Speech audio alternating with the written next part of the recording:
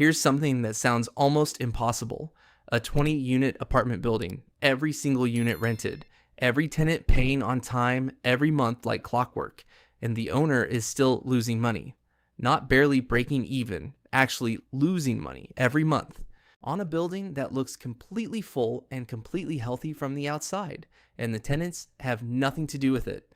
If breakdowns like this are useful to you, go ahead and hit subscribe right now, because this is exactly what we do here. We take an asset everyone assumes they already understand, and we show you the real math hiding underneath it every single time. So let's start with how most people picture this working, because honestly, it's almost embarrassingly simple in their heads. You buy a building, let's say 20 units. Each one rents for some amount. Add it all up, subtract the mortgage, and whatever's left is yours. Clean, predictable, almost boring. That is not how real estate investors actually think about this. And the gap between those two mental models is exactly where people lose their shirts. Investors talk about something called net operating income, NOI for short. It's the rent collected minus everything it actually costs to run the building. Property taxes, insurance, maintenance, utilities, management. Now, notice what's missing from that list: the mortgage. On purpose. NOI treats the mortgage as a completely separate problem, stacked on top, dealt with later. Why bother separating it out? Because of one number that ends up deciding almost everything: the cap rate. Take the building's NOI, divide it by what you paid for the building, and that's your cap rate. Basically, what the property would be earning you if you paid cash and never spoken to a bank. And here's where it gets dangerous. If that cap rate is lower than the interest rate on your loan, borrowing more money doesn't help you. It actively works against you. Every extra dollar of debt makes your return worse, not better. There's a name for this: negative leverage, and it is exactly how a building can sit at full occupancy, collect every dollar of rent it's owed, and still quietly bleed cash every single month, while the owner has no idea why. Sophisticated buyers obsess over this spread, cap rate against interest rate, before they even glance at the kitchen finishes or the landscaping out front. A gorgeous building bought at the wrong spread is a slow motion loss wearing a nice coat of paint. A plain, forgettable building bought at the right spread can quietly print cash for 30 years. You've probably heard of the 1% rule, the shortcut that says monthly rent should be roughly 1% of the purchase price. It's a fine first filter. It is not the actual math. Two buildings can both pass that test and still land in completely different places once you've run the real numbers, because it says nothing about expenses, financing, or local taxes. Now, vacancy. This is where the naive version really falls apart. An empty unit doesn't just mean zero rent from that unit. The building is still paying full property tax on it, full insurance, its share of every shared utility, while getting nothing back. A building sitting at 90% occupancy isn't just losing 10% of its profit.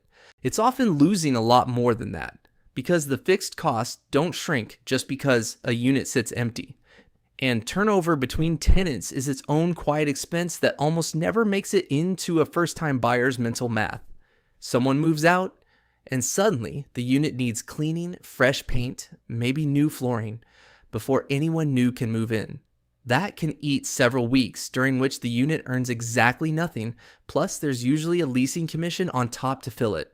Two buildings can look identical on paper. One has tenants who stay for years.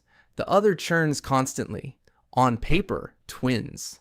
In practice, one of them is bleeding money, the other one isn't. Then there's property management, and this one changes everything whether the owner realizes it or not.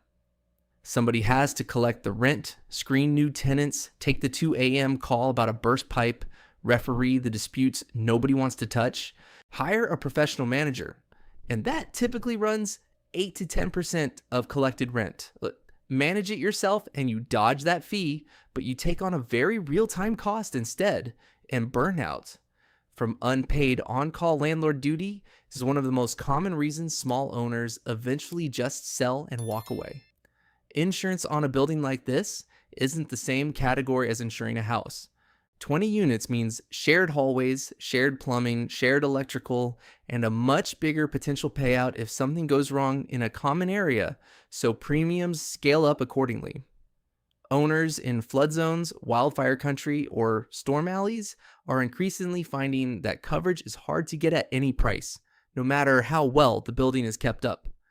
Utilities quietly decide a lot of this too. Plenty of older buildings are master metered, meaning the owner pays one combined bill for the whole property, no matter how much any individual tenant actually uses, with zero way to pass that specific cost back to them. Newer or renovated buildings sub-meter every unit, billing tenants directly for their own usage. Same building, same rents, meaningfully different margin, and the rent never had to change at all. Then there's the reserve fund, the money set aside specifically for the big stuff that doesn't happen every year, but absolutely will happen eventually. A new roof, replacing HVAC systems across 24 units, repiping old plumbing, resurfacing a cracked parking lot. A well-run building sets money aside for this every single month, treating the eventual disaster as a certainty instead of a surprise. Buildings that skip this step often look more profitable for years. Right up until one enormous unavoidable repair bill wipes out several years of profit in a single stroke. Local rent regulation adds a risk that most other assets simply don't carry. Some cities cap how much rent is legally allowed to rise each year, no matter what the market would otherwise support. A projection built on steady annual rent growth can fall apart completely if a city introduces rent control after you've already bought, locking your income into growth far slower than your taxes, insurance, and maintenance costs, which keep climbing with zero regard for what you're legally allowed to charge.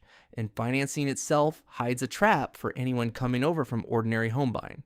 A typical house loan is fixed for 30 years, and you basically forget about it.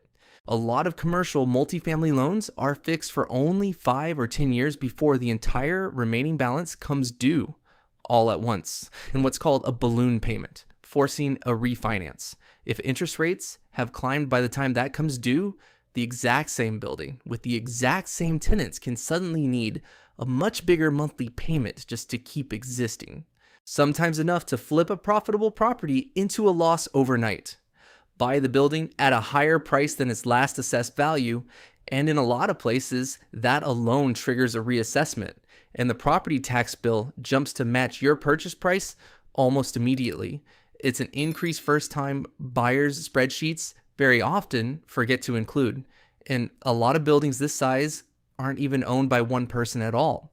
They're owned by a group, pooled together through something called a syndication, one operator running things day to day, everyone else contributing capital and taking a cut of the returns.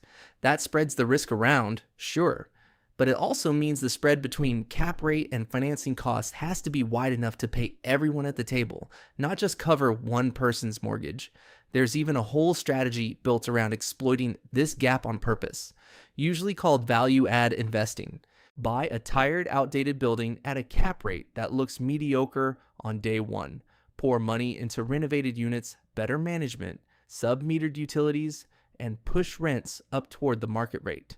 Do it right, and the NOI climbs enough that the effective cap rate on your original purchase price ends up far higher than what you actually paid for.